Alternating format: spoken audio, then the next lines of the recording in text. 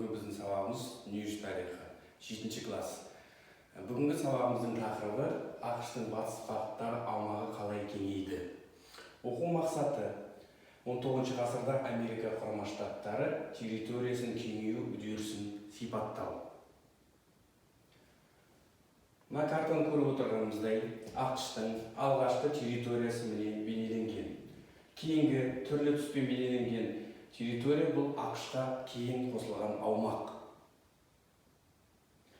Өздеріңіз білетіндей, ақш ең алғашқы адам құқығын қолдаған мемлекет. 1787 жылы ақш-тың конституциясы қабылданады. Тұңғыш президенті Джордж Вашингтон. Міне, осы кезде 18 ғасырдың аяғында ақш өз аумағын кеңейту жоспарын құрады. 1803 жылы француз билеуші Наполеон Бонапарт 15 миллион долларға Луизиана штатын сатып жібереді ақшқа. Осы Луизиана штаты Мексика түбегінен Канадаға дейінгі жерді алып жатыр. Осының нәтижесінде ақш-тың территориясы 2 есеге ұлғаяды. Бұл тек ақш-тың аумақты кеңейтудегі алғашқы қадамы болып есептелді.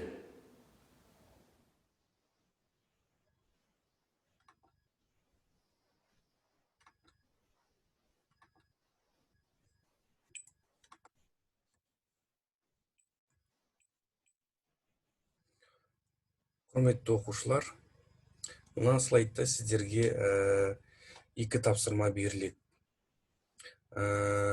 Бірінші тапсырма бұл ақш территориясының кеңею үдерісін сипаттау. Бұнда екі ұяшық бар. Бірінші ұяшықта біз 1812-1814 жылдарда ақш.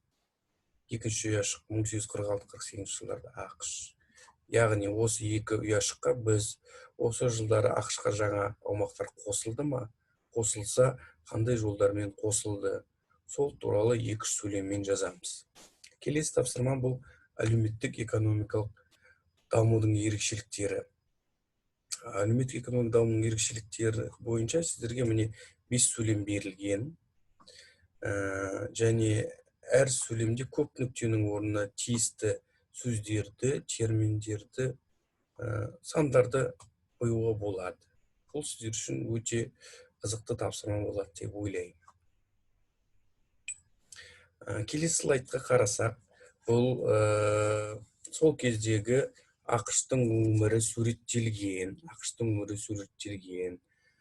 Сол кездегі міне ақш-тың шаруашылығы, ақш-тың жергілікті халық үндістермен соғысы, және ол кездегі өндірістің техниканың дамуы, темір жол, телеграфтар көрсетілген. Астында бізде айқын болашақ идеясы деп жазылып тұр. Енді бұл идея не үшін қолданды? Бұл идеяны ақш кейбір Орегон, Техас сияқты аймақтарды өзіне қосып алу үшін қолданды. Бұл идеяның маңызды тұсы ақш-тың халқының басқа елдерден ерекше болу деген қағидасы. Басқа елдерден ерекше болу қағидасы. Яғни, өздерің білетіндей, ақш-ға көптеген елдерден адамдар келіп қоныстанды. Яғни, көптеген өзге адамдардың бірлестігі. Және олар еркіндік, адамгершілік, заң алдында теңдік, конституциялық үкімет сияқты қағидалары бар мемлекет деген ұғымды білдірді. Осы идея негізінде ақш өзіне жаңа аумақтарды қосып алды. Осы идея негізінде. Келесі слайдқа назар аударсақ, бұнда бізде екі сурет көрсетілген. Бірінші бұл 1823 жылы ақш президенті болған Монро. Тарихта ол қабылданған жарлық Монро доктринасы деп аталады. Сол кездегі ақш-тың сыртқы саясатындағы ол басты бағытты анықтайды. Бұл құжаттың мәнісі ақш, Англия сияқты монархиялық басқару формасын қаламайды және оның таралуына жол бермейді деп айтылған. Құжатта және Европалық мемлекеттердің ақш-тың ішкі істеріне араласуына жол жоқ деген сөздер бар. Жол берілмейді, яғни. Так, енді екінші суретке қарасақ, бұл оңтүстік Америка. Яғни Монро доктринасына оңтүстік Американың қандай қатысы бар? Енді өздерің білесіңдер, сол оңтүстік Америкада испан, португал отарлары болған. Олардың бөліну нәтижесінде жаңа тәуелсіз мемлекеттер пайда болады.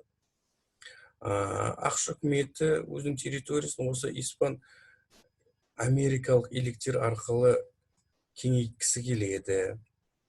Және доктринаға сәйкес америкалық үкімет кез келген Латын Америкалық елге жасалған қастандықты ақшқа жасалған соққы ретінде қабылдайды.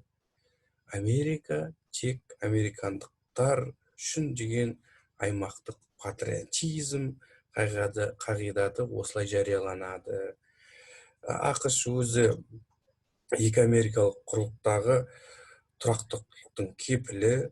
Бұл аймаққа Европалық державалардың отарлық басып алуына жол бермейтіні туралы айтады. Монро доктринасы америкалық оқшаулау саясатының негізін қалады.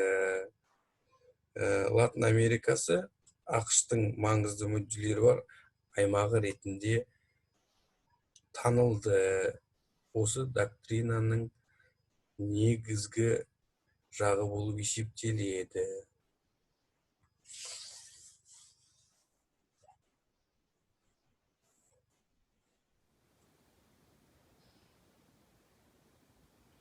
Құрметті оқушылар, сабақ барысында біз ақш-тың аумағын кеңейту үдерісін сипаттап айттық.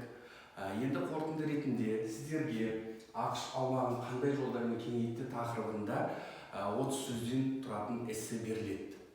Эссеге қойылатын талаптар бар. Талаптар міндетті түрде орындалу керек. Бірінші, эссе құрылымы сақталу керек.